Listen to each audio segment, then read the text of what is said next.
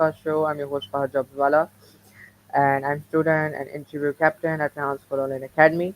So we're again back with an amazing guest with amazing life journeys, and I'm so excited for this podcast. We have Arto Paluwara for this, and it is going to be a very amazing podcast with him because I believe everyone has their own unique and brilliant and inspirational life journeys. And the main focus of my podcast is to bring those amazing life journeys in the front of you so that you can get a motivation and an inspiration from them. So, hi Arto, how are you? And welcome to the show. Hi Fahad, I'm very fine. Thank you very much, and thank you for inviting me here to your podcast and for the interview. I really appreciate this, and I'm feeling really grateful for this moment. Thank you so much. So, Arto, could you tell us about your story? What is your story and all that? My background, my family is from Finland, and we moved to Sweden quite long time ago. But I went here in school. I grew up here, and I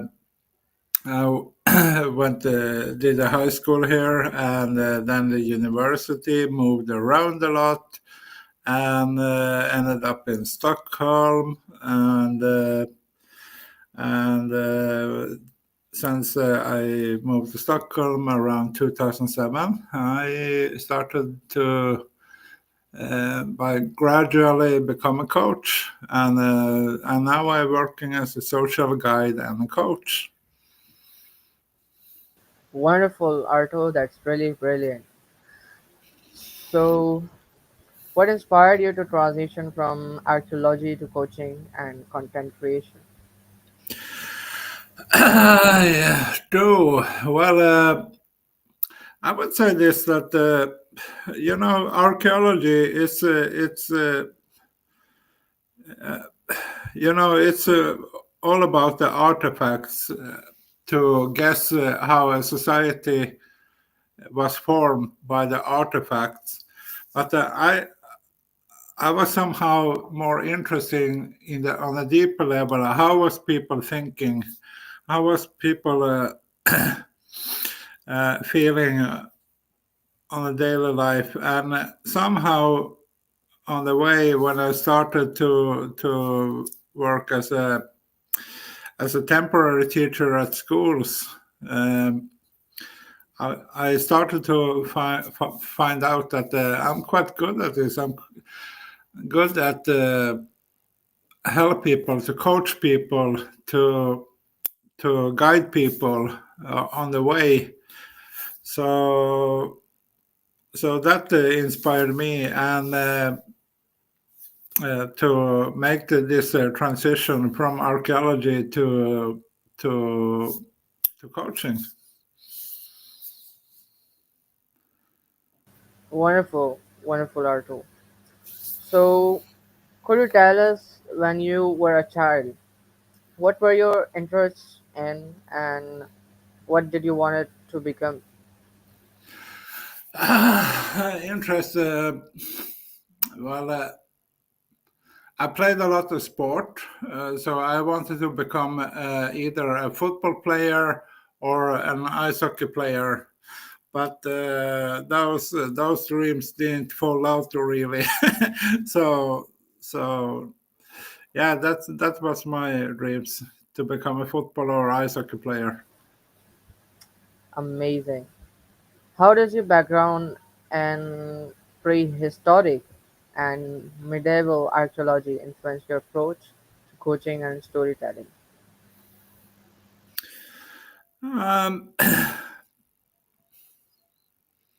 in a way, I could say this, that the actual studies. I was quite young when I started these studies in prehistoric and medieval archaeology, but I grew up a lot as a human being. and realized one thing or two there, that first of all, I have to study a lot every day, as much as I can, and also be able to schedule my time so I get all this study, uh, time for lunch, time for rest, and repeat every day the same schedule. Wonderful. Yeah. So, can you So, share a pivotal moment that led you to establish art or coaching?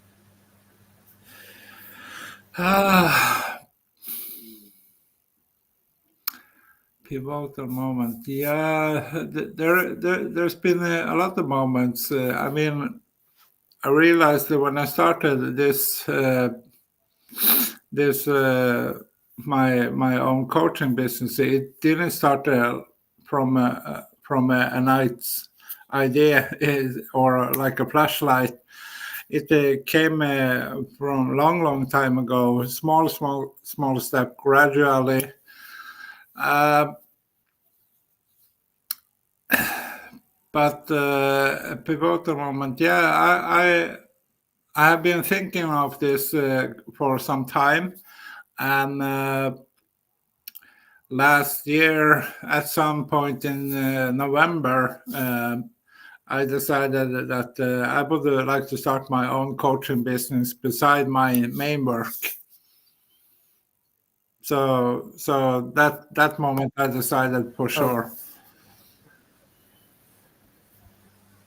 it really is a wonderful moment, and we have a lot of moments when we feel that we have to now change our path or something like that, Yeah, and it's really amazing. Like a moment comes in our life and it realizes us that we have to now change our path, and yeah. yeah. I can add a kind of story here on this. What I mean by that, this has started a long time ago. And first of all, when I started high school, the first year in high school, I the first year wasn't really good for me, and the head principal took me into his office and said, "Arthur, this is not really working out for you." And I said, and yeah, I knew what he was talking about because I had some troubles with my studies at the time, and but he said, Arthur, okay, we are giving you another chance, but you have to make some of the courses even during the summertime, and all. So, but from that moment, that's another pivotal moment for me when I realized that I have to work really, really hard for this. So that was a kind of a quantum jump for me from one level to another level. And that helped me because it was from there I started to really study really, really hard every day. I skipped anything else, just study. School, home, eat, study. School, home, eat, study. Every day until I reached the university. Oh, that is really great that you studied hard, and yeah. Yeah, So what challenges? yeah. Yeah, Now continue, please. were you saying something? No. Continue, please. Okay. What challenges have you faced in balancing your roles as a coach, writer, and content manager, and how have you overcome them? Um, well, as a coach, well, first of all, as I said to you in the beginning, that I don't write that much content today. I did that before, but so at the moment I'm just working as a coach and a social guide for the city of Stockholm, actually. So I don't write that much really. And maybe I'll come back to that one day. I don't know, but at the moment, but I like my work now as a social coach, social guide, and a coach. So the challenge is quite over. It's bearable. It's good. I can manage. Amazing. So, in your experience, what common obstacles do individuals face when seeking personal transformation, and how do you guide them through these challenges? Um, what common obstacles? The common obstacle is as I found it, it doesn't really what they actually are doing, but the common obstacle that most people are the biggest obstacle is that they know what they have, but they don't know what's coming. So I help them to just sort it out that we are here on now on letter A, but we are going to letter D, and that so I try to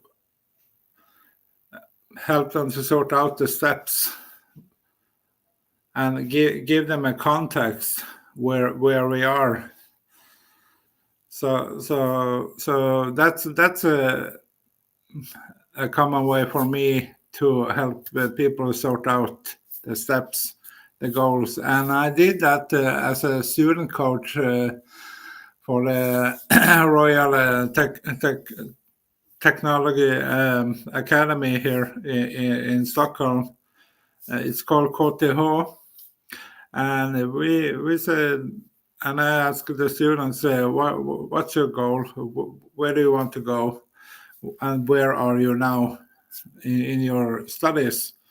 So we started from A and we took step by step, and I was following them on the side until we reach the final step. So they could, Amazing. yeah, so they could see where they were going, and why people are most afraid that they don't know what's coming, but they are not afraid what they have, is that the common obstacle that we all humans we are not that much for changes in our lives, but the change is not dangerous. It's not bad. It's more like it's a benefit, but in our mind we think it's bad, but it's not bad. Exactly. Yeah, It is all about our mindsets, because we have different kind of mindsets. We see things with exactly. different eyes, but the thing is, yeah, Yeah, exactly, Fahad. but the thing is same. Yeah, exactly. So, how has your work with sports, rants, and other media outlets shaped your perspective on communication and engagement? uh, I would say it shaped my the communication skill very much, I'd say. And we people we do communicate, and we communicate in all over the world as you and I do. But it shaped me in that way that be clear, be simple, and don't complicate things in your communication. So Exactly. and What a in the point. daily work for me now, where I, for example, write a lot of emails to colleagues or to external partners and all, I just write uh, like why I'm sending this email, for example, and I explain why. So that's a communication, and but that I can see that many doesn't do that, but that's the best way. If you're sending an email, always explain why you're sending that email to that person, so the person can understand. Exactly. Yes, We have to clarify things. exactly. Be always So, what role does empathy play in your coaching? yeah. Be always Sorry, so it's a bit delayed. yeah. So what I'm saying here, be always so clear as possible. We have a we have an option here in the email section where we have to write the subject. Yeah, That what for what we are sending the email.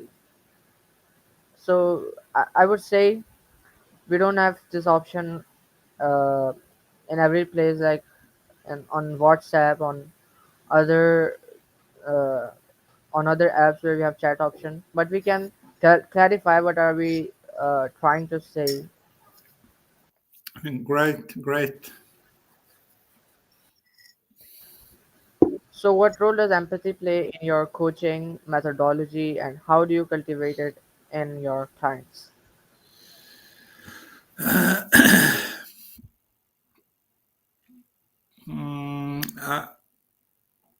I'll say empathy is the most one of the fundamental things in coaching, of course.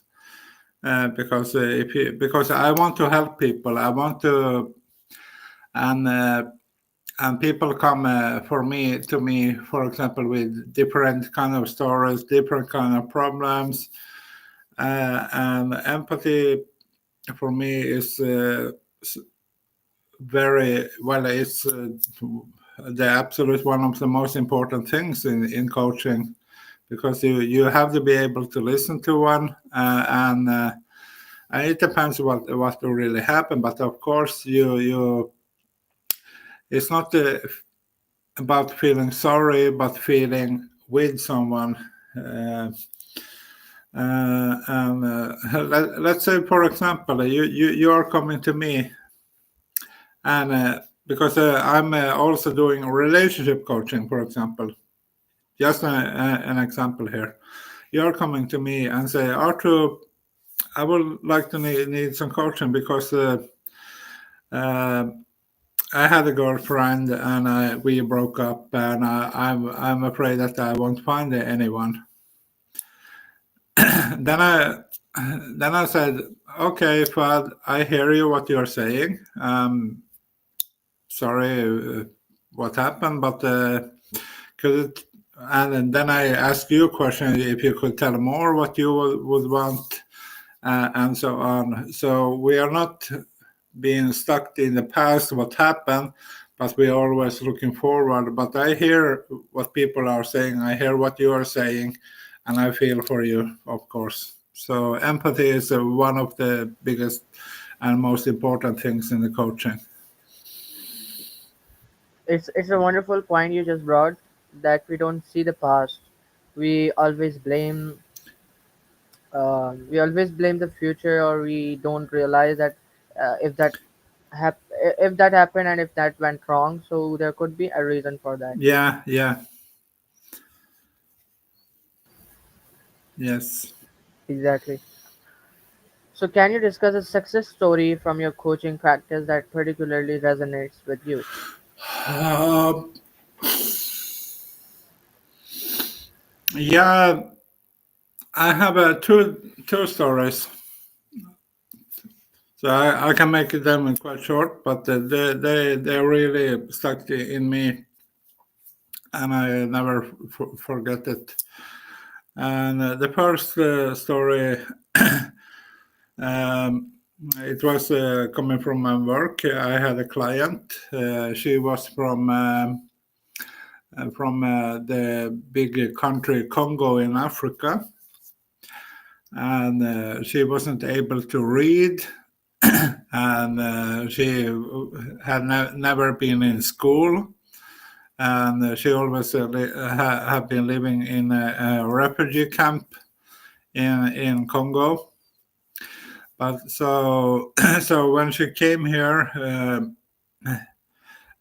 we had some difficult to find a translator for her because she didn't really spoke the main language in Congo, which is Swahili, but she talked just one of the little languages in Congo.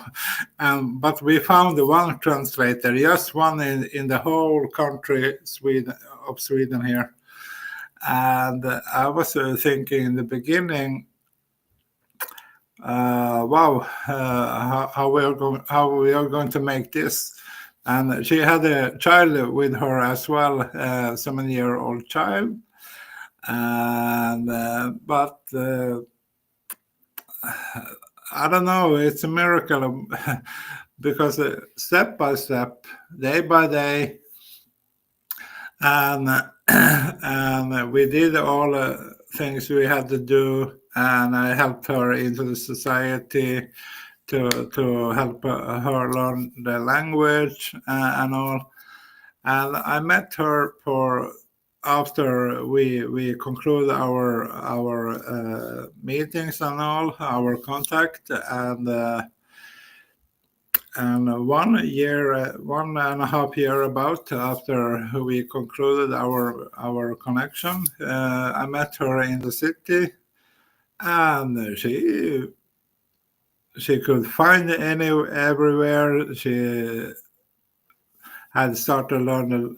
She could express her in the language, and she could read also. And she was a totally different human from the start. Wonderful. You just made her life and something like Yeah, that. yeah. And another story. It was in the beginning of my social guide career. I had a family from Syria as clients, and Syria at that time was really horrible because everything was uh, destructed, and they had lost everything. And but about maybe, yeah, it was about last year at some point in October last year. I was going out and I was going to eat lunch, and I stood in the lunch queue, and I saw a man looking at me, and I looked back at him, and I thought that I recognized this man, and he come forward to me, and he hugged me like this, I say, he say, yeah, I remember you. Your name is Arthur, and I remember when we came, we had nothing. We were depressed, we were broken, and everything. And you know what?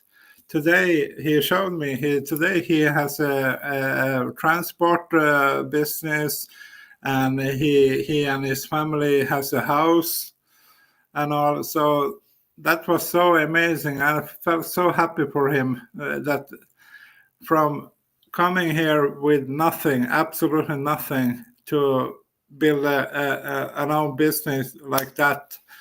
And I was so happy. So I went back to and I told my boss and told what happened that I was and yeah, I'm still thinking of it sometimes that life can be a really miracle. And I'm so grateful for being a part of that story in the beginning when guiding him to schools and work and into society. Wonderful. Another success Yeah, story. It's really wonderful, and I believe that the people who are in the field of coaching, they are really helping others, and uh, in terms of that, they're providing them a completely new life. As you just mentioned about two stories, the first one didn't couldn't read, you know, but you really helped her, and she started reading. She started like enjoying yeah, her yeah, life, and the second one got his own transport business. So it's really wonderful. So thank you so much, yeah, Arto. yeah. And it's Yeah, here is a thing for me. I can tell for that the most important, no matter what state people are in when they come, the absolute most important is I don't judge anyone. I just keep it believing that they can make it. That's that's the most important. exactly, Arto. Thank you so much for giving me your precious and valuable time for the podcast. I just asked you, and you got like immediately you just answered me and got ready for this, and I'm still very grateful. Thank you so much, and thank you so much, listeners and viewers, for watching and listening to this podcast. Inshallah, meet you soon with an amazing podcast with an amazing guest.